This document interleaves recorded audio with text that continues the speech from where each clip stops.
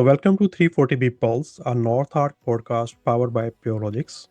I'm Mohammad Atif, your host. I'm CTO and founder at Purologics and North Arc. For nearly 2 decades, we have been building healthcare system infrastructure, data platform, and compliance-heavy environments where precision really matters. Over time, that work naturally led us deeper into the operational realities of 340B, especially around claim validation, reporting gaps, manufacturer requirements like ESP and Beacon, and ultimately program defensibility. And that's really why this podcast exists. 340B Pulse is about thoughtful, operator level conversations, not noise, no politics, but real execution discussion, how programs actually function day to day. I'm joined today by my co-host Salman Asif, who leads product and infrastructure initiative across 340B workflows. Right. Thank you, Atif. And as explained, we'll stay close to the operational layer, what teams can actually do, what leaders should actually understand, and where the real frictions can show up in practice. We have a guest here who will definitely share some examples with us, and we'll try to translate them into clear instructions in terms of what to check, what to measure, and what to operationalize. So listeners can apply it accordingly as well. All right. Thank you, Salman, for your quick introduction. And today we are diving into our topic that sits quietly at the backbone of 340B ecosystem. It is find the missing 200K to 450K, the orphan drug blind spot in 340B. This is practical conversation for critical access hospitals, sales community hospitals, and rural referral centers on how orphan drugs function inside the existing 340B framework. Why many hospitals believe there is nothing left to gain, and how real saving can be identified, validated, and operationalized. And to help us unpack this, we are joined today by Lisa Nezneski. Lisa brings over 20 years of experience as a leader, strategist, and consultant in healthcare. She is known for identifying operational gaps, introducing practical solutions, and helping organizations improve both clinical and financial outcomes, all while keeping things grounded and executable. Lisa, welcome to 340 Pulse. Great to have you here. I am so excited to be here today. Thank you so much for having me as your guest. Thank you, Lisa. So, Lisa, before we dive into specific topic, can you share a bit about your journey, like into 340B? What keeps you focused in this space, and how did you start it? Sure. Wow. Okay. My journey actually started when I was a hospital administrator in Wheeling, West Virginia. I had pharmacy lab, oncology, radiation oncology, and research all reporting to me. And one of the hospitals in that system was a small hospital it was a critical access hospital that had 340B status. So that was my first foray into it. When I was at West Penn Allegheny Health System as the contract pharmacy administrator, pharmacy contract administrator, which is something different than contract pharmacy administrator. We were just getting into the 340B program, and that was in the early 2000s range. So I was a consultant for many years for Cardinal, Navigant, Deloitte, and with McKesson. So each of those iterations, I was exposed to the 340B program. I was part of the team called 340B Solutions at McKesson, and that journey started in 2014. So I branched out on my own in 2025, and I've been with 340B Orphan Drug Solutions as the founder since then. Awesome. Yeah, that sounds like a great journey. And thank you for sharing all these insights. So, Lisa, many 340B leaders believe they are already maximized, but orphan drugs remain a quiet gap because the rules, pricing behavior, and operational setup are fundamentally different from standard 340B. And you bring a very practical step-by-step approach to uncovering these savings. So when you say like find your 200 or 200K or your 450K, what pattern do you keep seeing across ruler and expansion entities?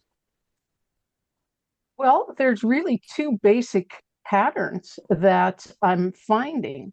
The first one has to go all the way back to when hospitals like critical access whole community and rural referral centers were added to the 340B program. And that was in 2010 with the legislation PPACA. During the subsequent 5 years, what happened, what HRSA wrote were basically regulations on how to administer the 340B Orphan Drug Program. In 2015, those regulations were thrown out. So the key point here is that people still think that those regulations are in effect when they are not, particularly around the diagnoses. They think that you have to monitor the diagnoses related to the orphan drug.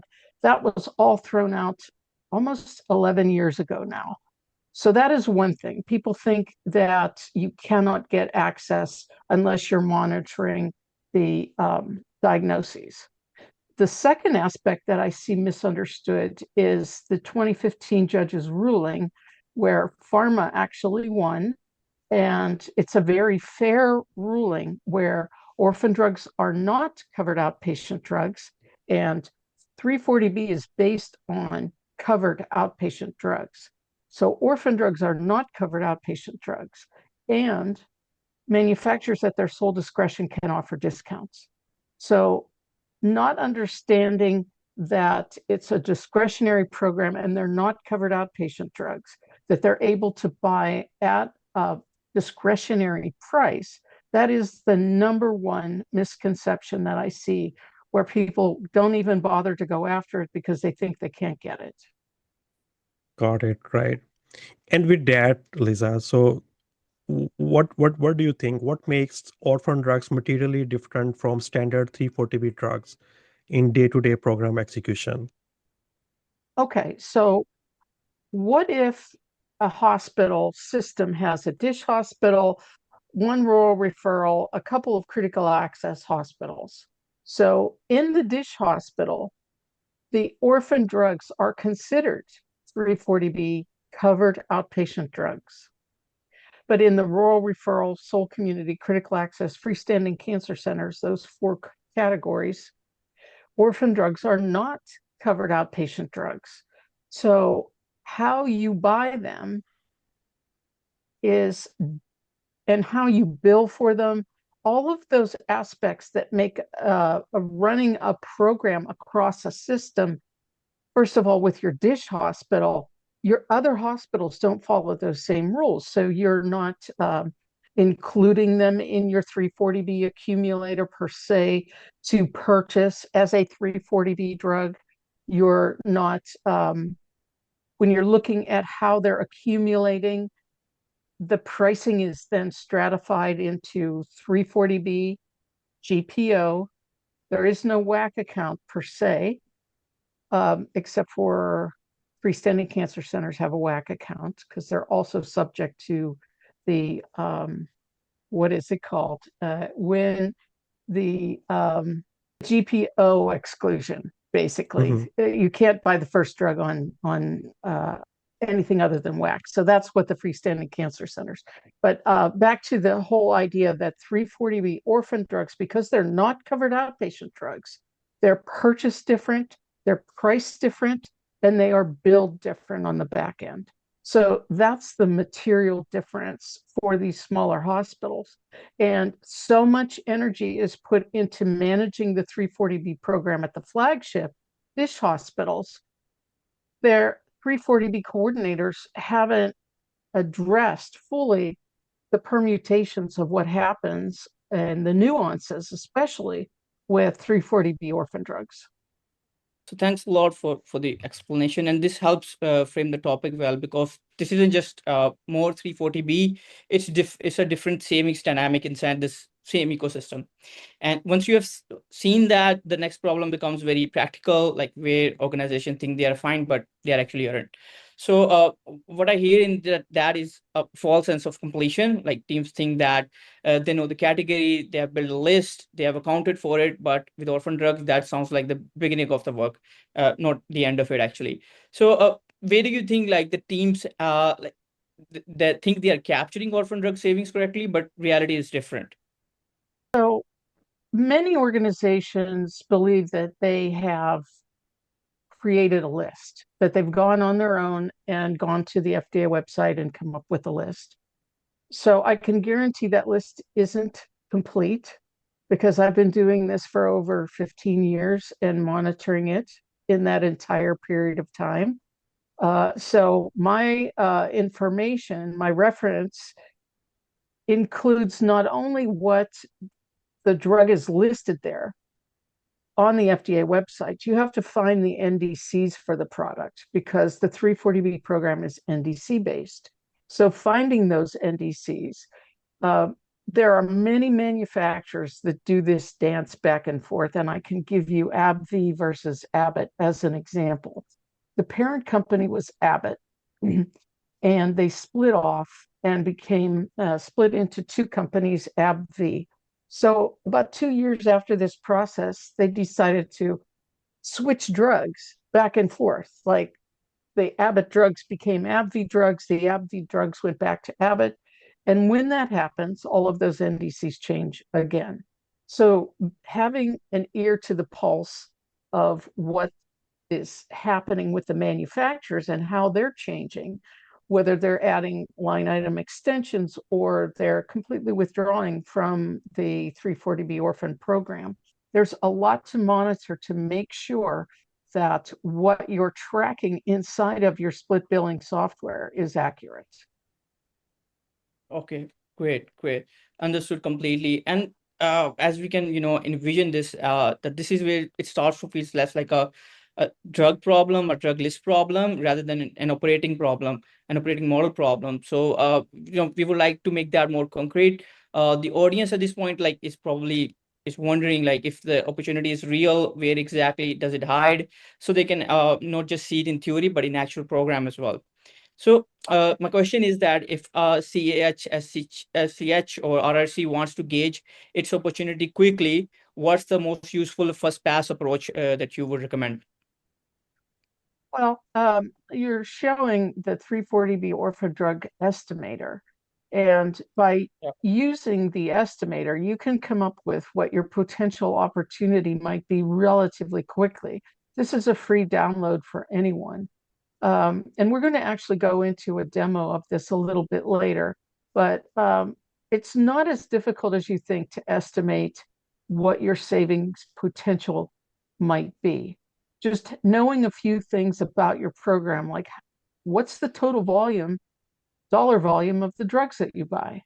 And within that, what percentage is orphan drugs? And Solomon, one of the most important points is that I have never seen a hospital less than 50% of their drug budget be orphan drugs. So you're managing a small amount of drugs that have the greatest impact.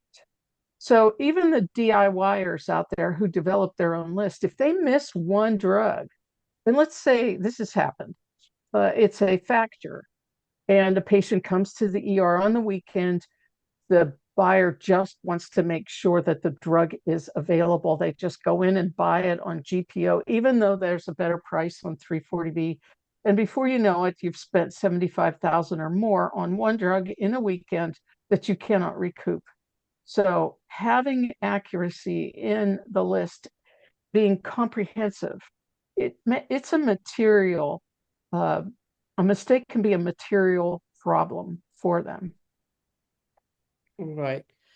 That's absolutely correct. And just speaking briefly about like the share that you mentioned is something that can concretely said that this has definitely created a lot of impact. It's not something a minimal amount among the whole portion of the 340B program. It's usually is the maximum amount, or more than the even 50% portion, as you mentioned. So let's briefly let's focus on the spreadsheet that you had shared with us. I think this is helpful because it gives the audience a simple visual for what this orphan drug opportunity can look like before they get lost in the technical details. So for listeners seeing this for the first time, I think the simplest way I would describe it is that, or at least as I am able to understand it, that this is a quick way to compare what a hospital may be capturing today versus stronger orphan drug management could unlock inside the same overall drug budget. So our current understanding is that the workbook is designed to help organizations see how orphan drug opportunity can exist inside an already active 340B program, compare what may be getting captured today versus what stronger orphan drug management could unlock, and understand drugs as a meaningful share of the total drug budget, even when that percentage is not widely known internally. Then this will also help in framing the opportunity in a leadership friendly way without losing sight of the operational work required to realize it. And this also helps move from there may be savings to what would you need to validate and operationalize this responsibility. So I think what we have at the start here is the summary view, right? Then we also have as a step to ask allow the covered entities and their relevant associate members to provide information such as their annual drug budget, right? They can also select their hospital type. Then we have key assumptions, which are around the percentage total of drug budget that orphan drugs cover, as Lisa mentioned, that it's not usually more than 50%. And I think the examples also show that it's ranges between 62 to 75% even at times. So this is the typical savings rate without optimization, but if it is optimized with some standard practices, which obviously we'll love to know from Lisa, afterwards, once I've gone through the structure of the sheet at least, is gives you an idea, like if you improved upon from this number to this number, what would be the exact amount of in terms of the dollars, and in terms of the portion of the savings that you're going to make as against your original budget. Then we also have the remaining orphan drug spend as well, which is, I think, something that intrigued me, understanding that how this simple calculator can allow you to see how much more drug spend can be made or is left out still, as a gap once the optimization is made. So you can clearly analyze that as part as well. I believe that is really important for the stakeholders moving forward. Yeah. So the question that I had regarding this was that, what do you think, Lisa, this is revealing for the organizations that most often do not see clearly? Well, with knowledge of one piece of information, how much you're spending annually on your drugs, you can come up with an estimate of what your annual savings potential might be with optimization. So knowing just one number, plugging in, I think you have 12 million on there right now. Let's just change that to 30 million, just for sake of demonstration purposes here. And you see that it automatically changes the annual savings potential. So making sure that those three numbers there under step 2 are valid for your particular hospital. I've had, like I said, not hospitals that have a orphan drug budget. I haven't seen it less than 50%. I think you said more. So I wanted to make sure that you understand that was a tiny critical access hospital, that it was right at 50%. But 50% of the drugs in a critical access hospital being orphan drugs is material. So a larger hospital like this that we're demonstrating, 60% is a good number to work from. It's what I consider the minimum baseline for larger hospitals. Then with the savings rate, I've seen that range anywhere from 20. I've had some with 22%, some with 28%. But if you have any idea where your drugs are going right now, you may be able to get a more accurate savings rate. So one of the things that I do when a customer asks me, can I come up with a more defined number specifically for their hospital, is I look at this number for them, look at their purchases. The standard savings rate that I shoot for is a 40% optimization rate. So right there, you can see there's a 15% gap between where they are and where they want to go. So it's not unusual to see 18 million be the orphan drug spend in a hospital of this size, especially if they have an infusion center, a cancer center, they're using 340B drugs in the emergency room. And those are just some of the basic areas that a small hospital might have. The more child sites that they have where they're administering drugs, this number could also be as high as, I have one hospital that is over 80% orphan drugs. So current savings tells you where they are, and optimized savings is where they can be. And of course, the delta between those numbers is what you see in the green box, the 2.7 million. So when we look at it over time, if we're able to save them 2.7 million quarter over quarter, well, it's a year annual number, but quarter over quarter with our system, you begin to see that these numbers mount up quickly. And so one of the most important points for executives is first show them the numbers, then show them how this number of 2.7 is tied directly to some community service program that they are now currently funding. So one hospital does high school physicals for all of the sports teams around their general area. So that's amazing that they do that. And I'm sure as a parent of a sports player, both in college and high school, that having sending them to the hospital and let them deal with it's certainly a relief. So anyway, my point is that if you tie it to something they're already funding, that how much more they could expand a social program like that at the hospital. So yeah, so that's it in a nutshell. I use this particular diagram with the hospital's exact numbers when I'm doing a proposal for them, just so they understand what they're leaving on the table.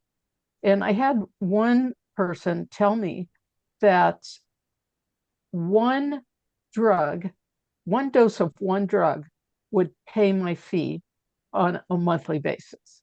So I'm very reasonable with, I really want my whole career's been basically in small hospitals. So that's my mission, is to help them to focus on that. Well, that I would say is a very small proportionate to the impact that you're creating here. And I was just, because earlier before the discussion, I was playing around with the numbers, and incredibly, I was able to see that if you map this potential saving against the original budget, I think it goes up to even 20 to 25% in certain numbers. That's, as compared to your original budget, you have 20-25% of the proportion that you can still increase in terms of savings, and that is quite a big distinction. So incredible work here, and I think this workbook is quite useful precisely when it creates clarity without pretending to create clarity. So let's stay there for a second. And the next question I had was that which assumptions matter most when interpreting this opportunity for the covered entities and their other sites as well.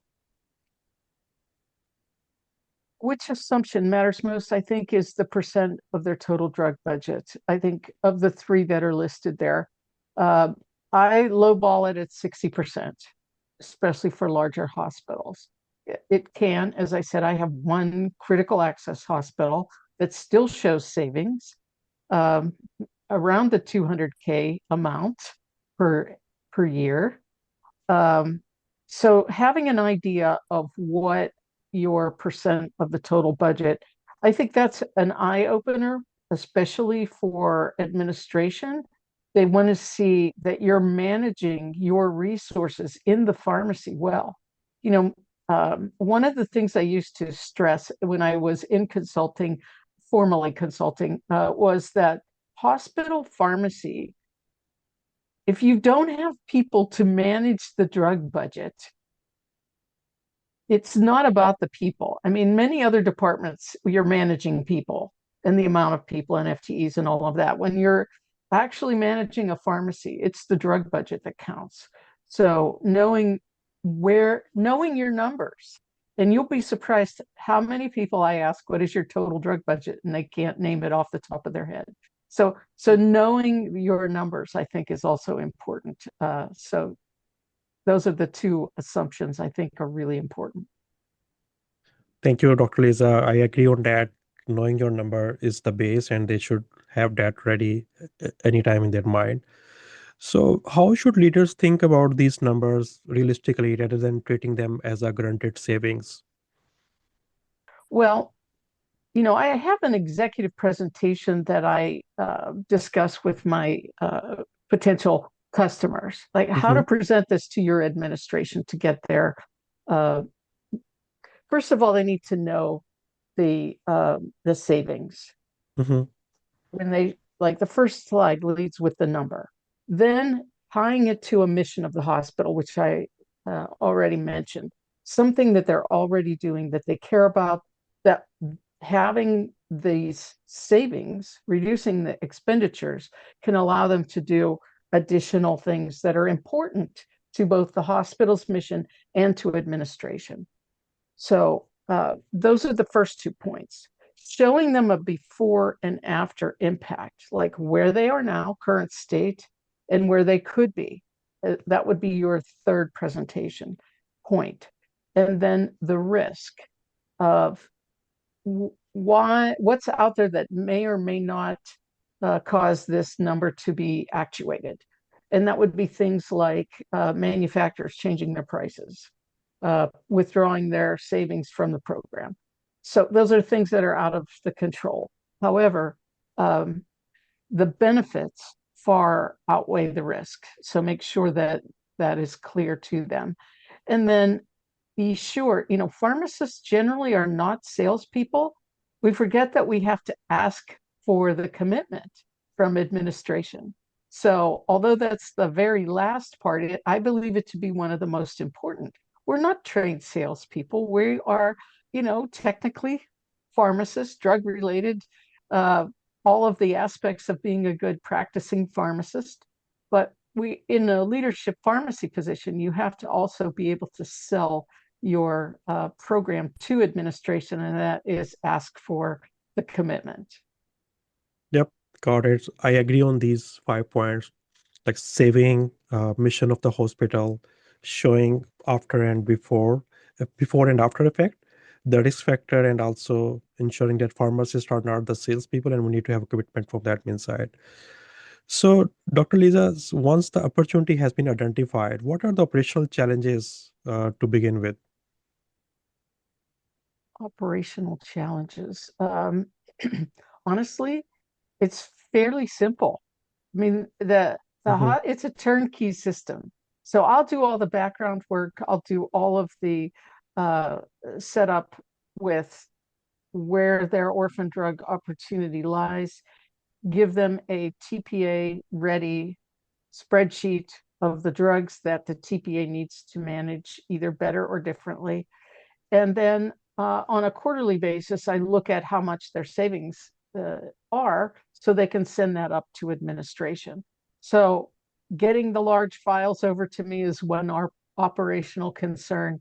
We've pretty much gotten around that in the last year. We've had some difficulties with some hospital firewalls, but approaching IT with the idea that you have to allow these files to go through and communication back and forth.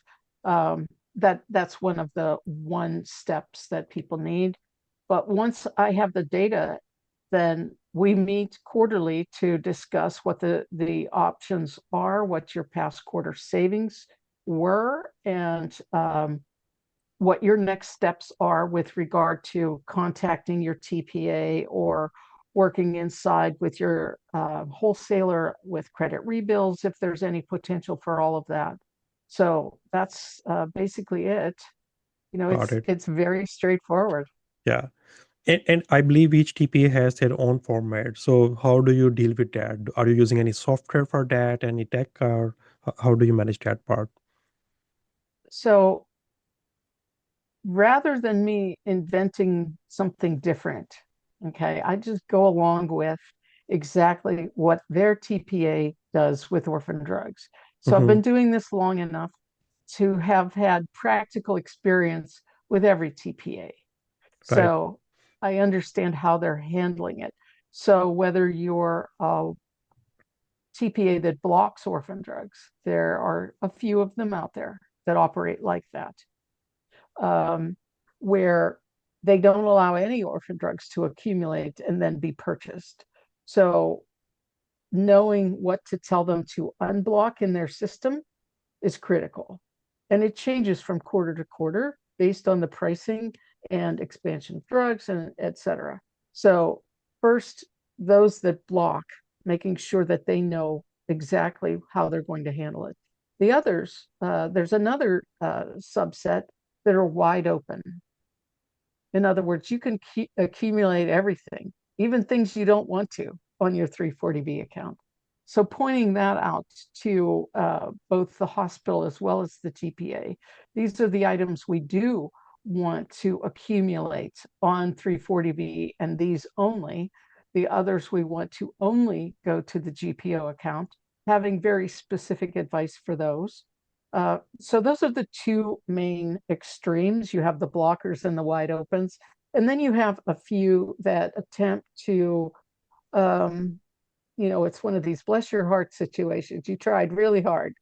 So yeah, you've created some internal system where you think you have orphan drugs, but one of the famous problems was that they tried so hard, they had 10,000 line items blocked.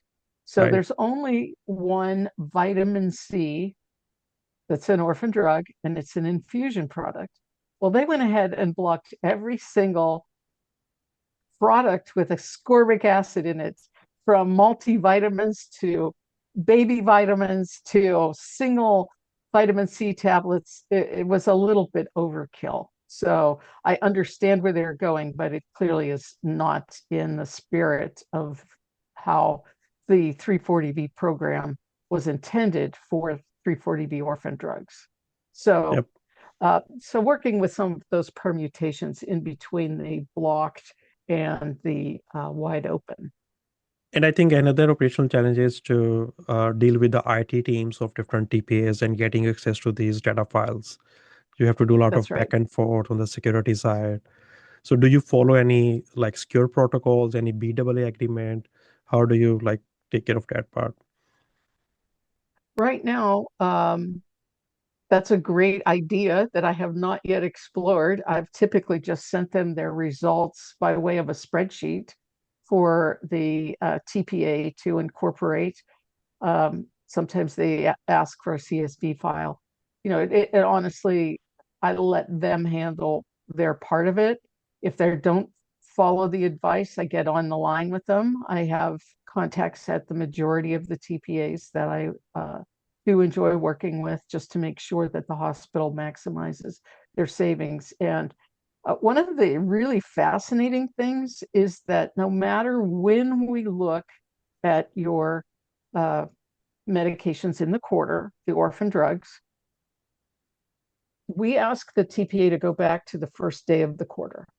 So if we're switching things from accumulating from this account to that account, we ask them to do a re-equilibration on the utilization, to put things in the right buckets so that the hospital can then begin to accumulate it on the right path.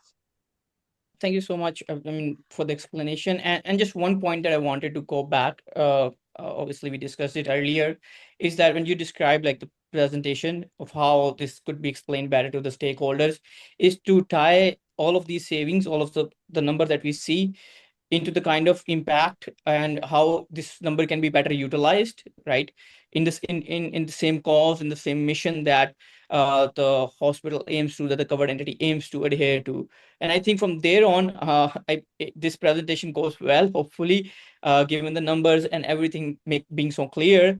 The next items could definitely be like setting up a roadmap as well, like how those numbers can be better utilized, exactly like which services are going to be more prioritized, which are the causes where the covered entity and the teams are going to be focusing more, and how they're actually going to execute as well. I think that can just bring everything on an actual clarity as well, like how this is actually going to be executed, and then from further expansion can be explained from there. So I think any example, or do you reckon that that sort of approach would be also helpful to making things much more clear in terms of the roadmap in which this savings will be utilized eventually?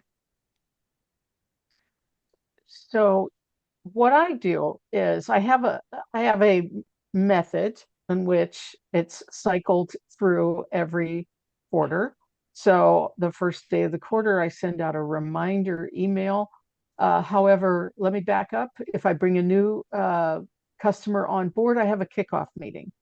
And within that kickoff meeting, I'm explaining exactly what my responsibilities are, what I will do for them, when it will be done by, and what their responsibilities are with regard to getting me the files on a timely basis. So I do have that outlined for them. They refer back to that. There's a follow-up email that tells them this is what we discussed, your responsibilities will be. And then from there, I manage the first day of the quarter, send them the reminder email to send me your purchases for last quarter. And then after the 15th of the month, the pharmacy catalogs are a little bit more settled. So on the 16th of the month, I send an email out to make sure that you run your catalogs and get them to me. And typically those that have worked with me for a little while just automatically do that. They oftentimes don't even need the reminder. They're showing up in my inbox. And then my aim is to, after the 15th of the month, to begin deliverables within 7 days. So that would be around the 22nd of the month.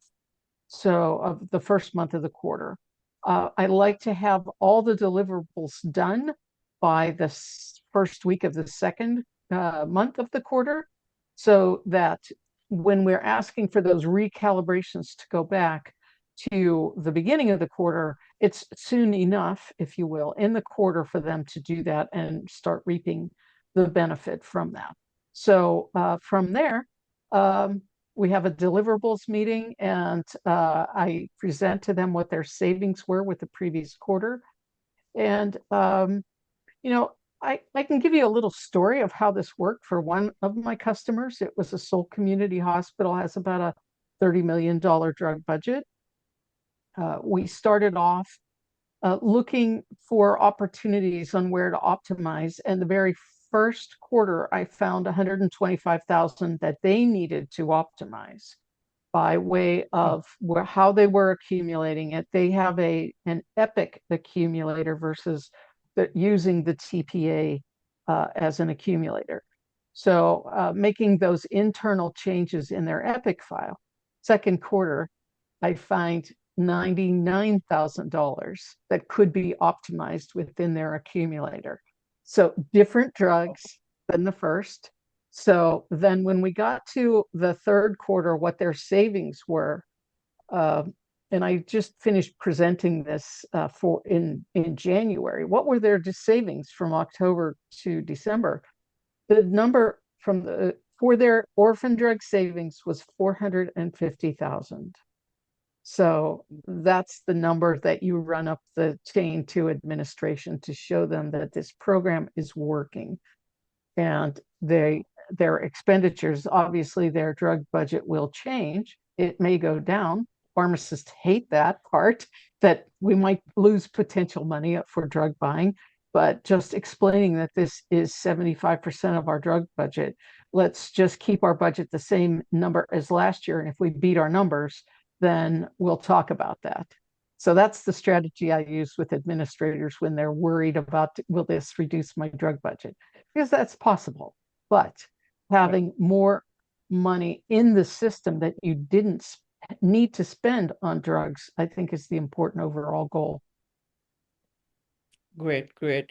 And that's actually incredible, like the way you have described the whole journey of how an organization can come and work with you, and they can be taken through step to step, through different processes, setting up different cadences and setting up different templates, and ensuring that everything is standardized, and so making it quite and automated on its way as well, making it quite straightforward for them to just keep working with you and ensuring that actual numbers are increasing over time, and the impact is increasing over time as well. So thanks a lot for sharing the complete example in that detail. So one of the things that I was trying to figure out as well, that in between that, is there a part where you're helping them, or you would like to let organizations know about the key threats that they should be monitoring about capturing and protecting this value?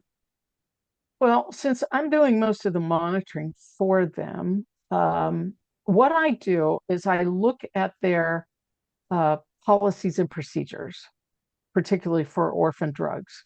So even a customer that I've had for a long time had the language about diagnoses in their policy, which clearly is completely out of date and not reflecting what it is that we are doing together. So I provide suggested language for the policy and procedure update.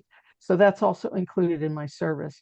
The other part of it, when you say monitoring, the biggest risk would be someone going on vacation in a small hospital who wears multiple hats and is just, someone is trying to do the best that they can, but mistakes are potential.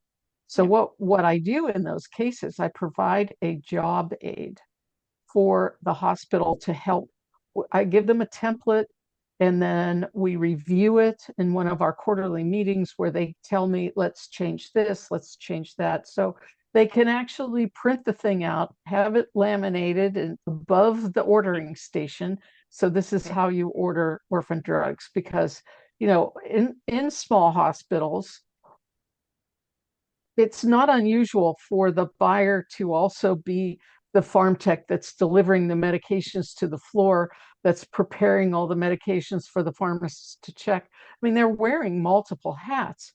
So by understanding that and providing them with a simple step-by-step, do this, go there in your ordering system, make sure this is what's happening in your accumulator, then place the order. That really does help make sure that these misadventures in buying on the wrong account don't happen. Right, right. And that's absolutely right. And I can see like that's potentially somewhat of a resource management that you're doing on their end, ensuring that these guys stay attached to the strings and ensure like they have things right on the front of their seats to make sure that they're following them right. Exactly. Right. So the next question was like just regards to that, since you have worked so deeply with the teams who are actually running these things. So what you have seen often break when they're trying to turn this kind of insight into actual capture. So what are the common issues that you've seen?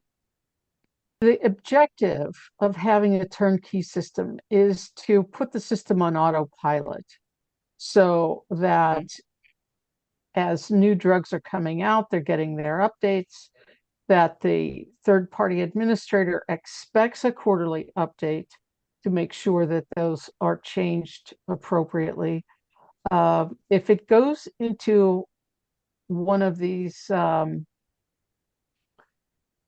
you get a ticket, the queue, the unbearable IT queue, where it doesn't get answered on a timely basis, you've got to stay on top of that. So you have to have either a good contact with your TPA that you manage that, or you're following up with the provider, the TPA provider, on a regular basis, making sure that they know that this is important. So I've seen hospitals change TPAs because they weren't responsive to the quarterly updates. But that is something that is also part of my responsibility, is making sure those are done in a timely fashion. Right, right. So basically, the operating model that you, or the working cadence that you are helping them set up, it is not like replacing anybody's work. It's just making the work more visible. It's making the work more streamlined. So now we'll try to shift the model into operating signals on the ground as well. And so, as we understand that once you know what the opportunity can look like, the next question obviously is that what evidence shows that it is actually being missed. So, what are the top operational signals that you tell orphan drug savings are being missed at the moment? There's some really interesting things that have been going on in the last 2 quarters, where orphan drugs are not appearing at all, even with discretionary pricing in the 340B catalog. They're showing up in the GPO catalog only. So looking for where the opportunity lies, that's important.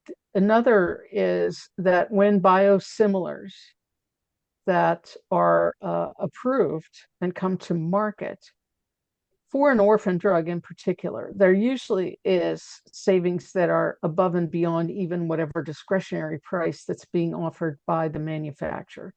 So looking at biosimilars, I used to say that a generic drug and a biosimilar can never be an orphan drug, and that's for the most part true. I'm going to modify the never to be they can be orphan drugs if the manufacturer has gone to the FDA, gone through the whole process to get that biosimilar and or the generic drug approved during the fourth quarter 2025. Colchicine, which has been around as long as I've been a pharmacist, which frankly is probably longer than you've been alive. So, Wow. Okay, Great. that's fine. That's fair. yeah, we're coming up on our 45th class reunion. So, anyway, Wow, Awesome. you're yeah. absolutely So correct. anyway, That's a long journey. colchicine, it Yeah, is, and I've got the stories to prove it. great. Yeah, so colchicine's been around for a long time as an anti-inflammatory. So there are a lot of very small companies out there that are pursuing orphan indications for things that have been around for a long time. So yes, you have the Bristol Myers Squibbs, the AbbVie, Genentech, Johnson & Johnson. Those are the big manufacturers that we're dealing with.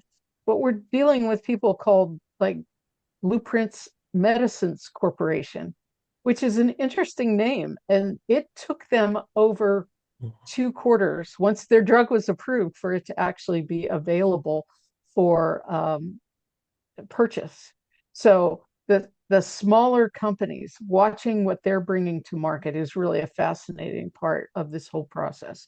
So generics and biosimilars. So I tell the Gleevec story all the time that Gleevec has discretionary pricing, but the price is, let's just say, for example, is $200. But when you look at imatinib, which is available generically, it's like $2 for the same count of product. So those are the things I also look for, is that, we're not just looking at orphan drugs, we're looking to optimize their entire drug budget, particularly around the orphan drugs.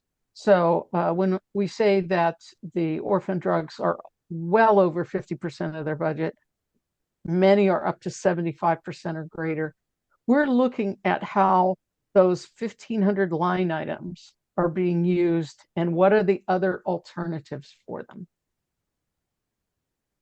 Got it. Right. And Dr. Lisa, what is most common split billing or configuration mistake that prevents capture, like even if the opportunity is real? I mean, from your experience. Let's capture. Yeah. So it's the people that find out that they've been missing opportunity and they think that that's going to impact on their job performance. That is the biggest concern. And I've had that concern ever since I was with Deloitte, where pharmacists, you bring recommendations on how to better manage their entire drug budget, and they think that they're going to get in trouble because they missed opportunities. Well, first of all, you can't find everything, but you need a mental reframe of that we're bringing an opportunity to administration. So they are the hero, explaining that the 340B Orphan Drug Program is incredibly nuanced, that if you don't do it every day, like me, and it's only updated quarterly, how can you possibly have a mastery of it doing it 4 times a year? So they need to reframe that they are bringing opportunity to the hospital. So I think that's where I find that people are leaving $500 to $1,000 every single day in opportunity that they're not taking advantage of because they're basically afraid that it's going to show in a bad light. But if you bring this program in and it begins to show you how much you're saving, you're the hero. Yeah. So that's a great example, like how the blind spots still persist, and not because the opportunity is imaginary, but because mechanisms like this, like handling them, are not being understood deeply enough. That then, that the ones that need to be implemented. So we'll just like to talk about one of the examples here, like, because the discussion that we have having so far, I think what's striking here is that hesitation doesn't always come from disbelief. Sometimes it can come from what the discovery implies and how the communication and coordination between the different teams happen. So just lastly, like, if finding savings for a hospital is a real opportunity, why do you think hospitals still hesitate over it? Yeah, I think there's 3 basic reasons. Number one, they think that they can't get the opportunity. They're still in the 340B orphan drug exclusion mode, that, oh, they're excluded. How can this actually work? The second is that not understanding the status of not covered outpatient drug. They're basically outside of the program, like insulin, vaccines, and orphan drugs. So the ability to purchase is up to the individual hospital. Now, whether or not you have discretionary pricing, which is the third point, is where I come in. First, I identify, find the NDCs, and then we look who's offering discretionary pricing. That Right. it's out there, that they're not taking advantage of it. Yep. I think Yeah. that makes sense. And Dr. Lisa, I think this has been a great conversation around this topic, like the orphan drug blind spot, and you have covered pretty much all the details based on your like experience in this industry. So before we wrap up, if you could give one start here recommendation to small 340B team, what would it be? One recommendation: know your numbers. Mm-hmm. Know what your total drug expenditure is, and get an idea of what your orphan drug expenditure is, because that's, if you're managing the majority of your expenditure by having assistance to look at the orphan drugs, then you're managing your drug budget. So that's what I suggest, is know your numbers. Great.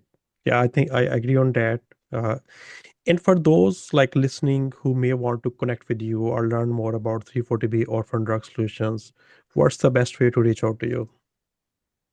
So my website is obviously www.340B Orphan Drug Solutions with an S at the end.com. Again, that's 340B Orphan Drug Solutions.com. And there's a pop-up right when you open the website, and it allows you to download the estimator that you've been showing here throughout the presentation. So they get a copy of it, and then they can really see what their opportunity is. And then as I help them frame their executive level presentation, then we can move forward from there. This was thoughtful and grounded discussion, exactly the type of conversation 340B Pulse is meant to bring forward. At North Arc, we focus on helping cover entities strengthen visibility, improve ESP and beacon readiness, reducing the operational burden, and enhancing the audit defensibility without disrupting existing TPAs or workflows. If you'd like to learn more about us, visit northarchealth.com. This has been 340 Peoples, powered by North Arc and Pure Logics. We shall see you next time.